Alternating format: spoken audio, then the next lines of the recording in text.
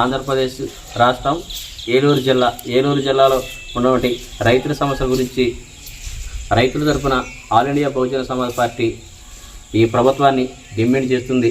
రైతులు గత వారం రోజులుగా ఎరువుల కుట్ల దగ్గరికి కానీ లేకపోతే రైతుకు మందు కట్టలేక ఊరియా లేక రైతులు చాలా ఇబ్బంది పడుతున్నారు.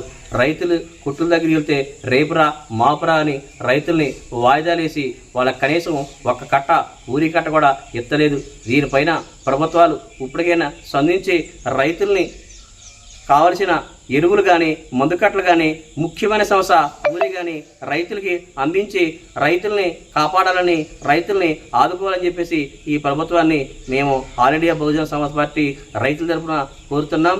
ఇట్లు ఏలూరు జిల్లా ములకాల సత్యనారాయణ.